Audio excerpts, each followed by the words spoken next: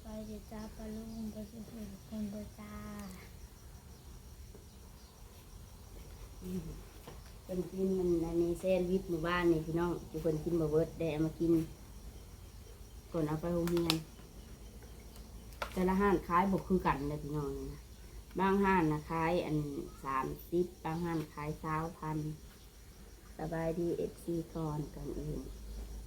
เพิ่นน้องลุงเพิ่นก็เด้อจังมาจะมาบอกข่าวดีนักน้องลุง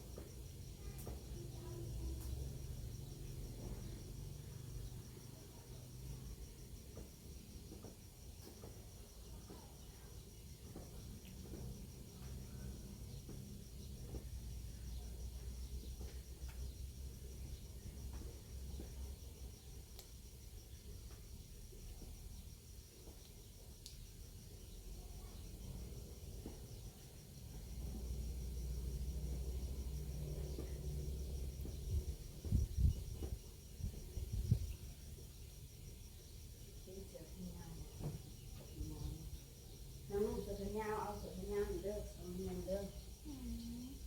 เนาะ ก็เขาเกาะไว้นะคือหนู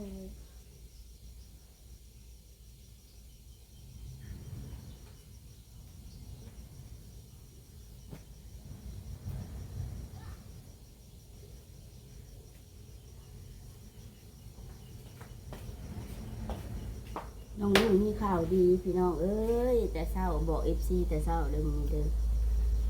มีอัน FC ท่านหนึ่งเนาะพี่น้องเนาะโอ้ยน่ะบ่ฮู้ชื่อเพิ่นดอกเพิ่นน่ะแซ่บมากเพิ่นสิไปซื้อข้าวต้มขนมให้นี่แหละเพิ่นสินางเว้าน้อยหนึงเอาแตกโซนนี่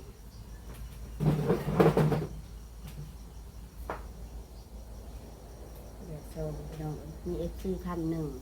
เพิ่นซอยเรือน้องลุงอันเรื่องเงินไปโรงเรียนทุกมื้อนะพี่น้องเพิ่นให้อันอาทิตย์ละ300ทุกวันอันจันทร์เพิ่นสิให้เพิ่นเว้านะ FC มี FC ท่านหนึ่งเด้อพี่น้องเด้อบอกผู้ที่เพิ่นฝากมาให้ซื้อกระต้มขนมของเมื่อวานนี่แหละ300นะเพิ่นจะสิให้น้องลุงอาทิตย์ละ300ขอบคุณหลายๆเด้อขอบมุกขอบใจโอ้ยก็ดีใจเนาะมีคนมาช่วยด้านอันเงินไปโรงเรียนลูกสาวอะนะขอบใจเด้อตั้มพูดในร่ำในรวยผู้หวยรวยเบอร์ปราบร่างกายแข็งแรงโอ้ยพรก่อนเลยพี่น้องเอ้ยดีใจนะพี่น้องเนาะมันหายากนะผู้ที่จะมาช่วยเฮายากเลยพี่น้องเลยสำหรับก่อยนะบ่แม่นว่าคนมานั่งขอทานออนไลน์อย่างแต่อย่างใดเด้อเพิ่นก็ทักมาเองเพิ่นก็บอกเขาเองอะนะมันว่าคุณมานั่งโคอีกทีได้บ่แม่เด้อพี่น้องเด้อคุณก็เห็นนั่นน้องลุงคุณ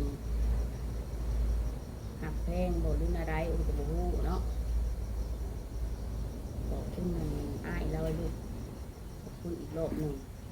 ผู้ที่เฮามีพระคุณนะขอบคุณแบบเป็นชิบเช้าเผื่อก็บ่เป็นหยังหรอกขอบคุณแล้วขอบคุณอีกแนวคนมีจิตใจดีจิตใจเมตตาซอยเรือเล็กน้อยนักเรียนนะพี่น้องเนาะเลยมีอนาคตมีเงินไปกินขนมอยู่โรงเรียนพี่น้องเลยมื้อนี้บ่ได้มาแล้ววะ มา เอาขึ้นมาคือบ่กินข้าวอยู่โรงเรียนข้าวแบ่งกับสาวเอา เราอยู่ใส่อะไรคือแบบนั้น ข้าวแบ่งอยู่ใส่พี่น้องตู้เย็นบ่มีอยู่ใส่คือแม่สากไปให้ ก็ไปหาคน คือข้าวแบ่งไปมันจังบ่ได้แม่เที่ยวไปเที่ยวมามันแพงลูกกินข้าวอยู่โรงเรียนเอาซื้อกินเอาลูกก็นั่งห่มไม้ห่มโต๊ะเที่ยวนั้นไปเนาะขอบคุณหลายๆขอบคุณอีกรอบ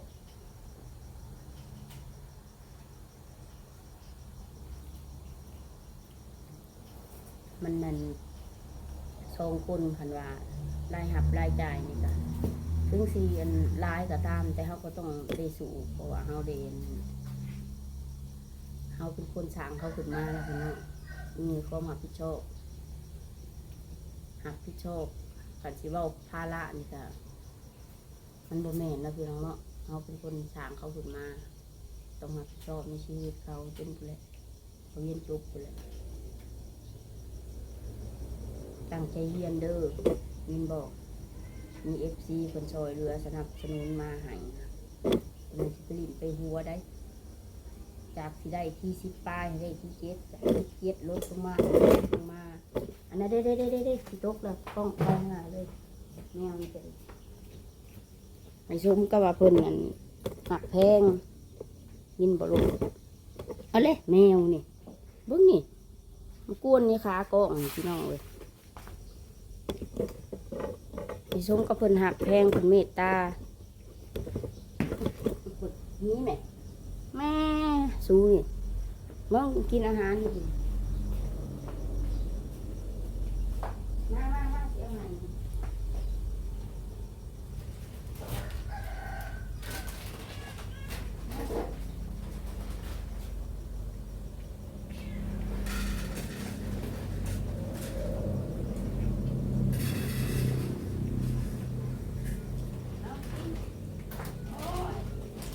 เราเงินก็เลยมาส่ง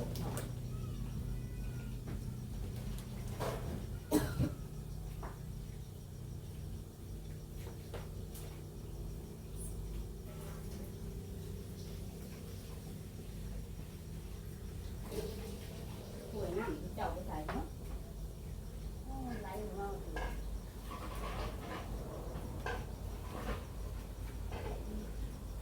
เอากินคนกินข้าวกินอันนั้นแล้วก็ได้ทางลูกกินข้าวเหนียวน้ำกินข้าวพร้อมกินนี่ม้วนแล้วก็กัดโลดลูกเอ้ยมันเป็นอันนั้นยังคือว่าดูนะยังลูกพริกเผาอ่ะเอ้ามันอยู่ตู้เย็นอยู่เอ้ยม้วนใส่กันแล้วก็กินได้อีกนะเขาเป็นยังนี่ดิหมูยุงหมูโยนกินได้อีกนะก็ได้มันจะเป็นอีกอย่างซื้อของบ้านนี่ก็เอาเข้าตู้เย็นเลยมันเลยบุได้เสียยินมาไม่บอกตั้งใจเรียนไปโรงเรียนมันจะไปหลินมีชมมี FC หัก FC แพงมีชมคนเมตตาเฮามีชมคนเมตตาเจ้ามันเพื่อสิจบเป็นเงินข้อง่ายได้มีฮักกับม.1เองพี่น้องในม.2ม.3ม.4ม.5ม.6ม.7ตรงนี้จะคือม.2ม.3ม.4ม.5ม.6ม.7ยัง6 ปีแต่ที่จบม.6ม.เรียนต่ออีกมีคนรู้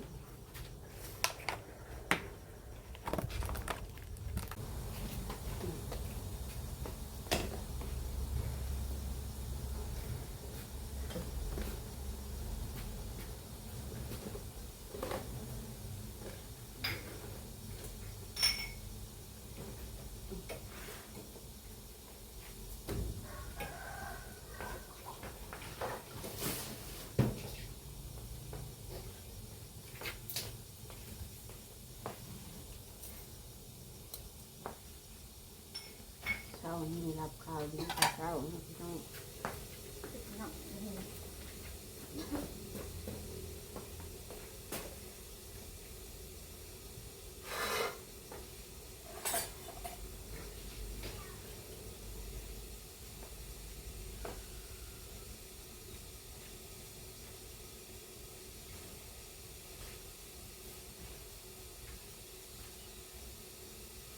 จักโมงเลยลูกเห็นบอกเขาแบ่งในหลังตู้เย็นนะเอาใส่กระเป๋าไปปึ้มนะแม่บอกอย่าเอาไปหลายเอาไปจนหลังเอง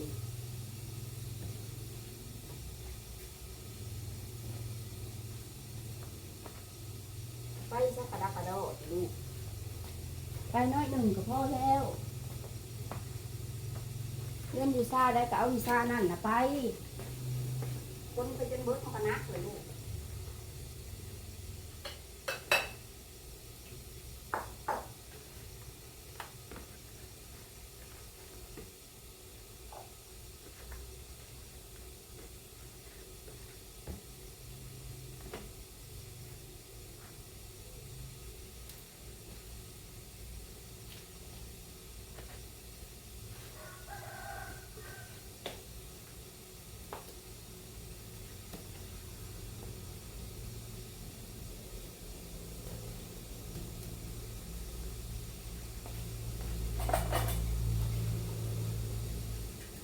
หูเขาน้ำนงเขาน้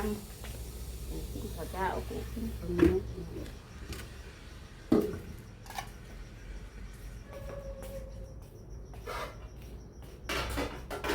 มาจะส่งน้องลูกไปเลยจะเสียทำไมช่วยแล้วส่งสายคนเด้อ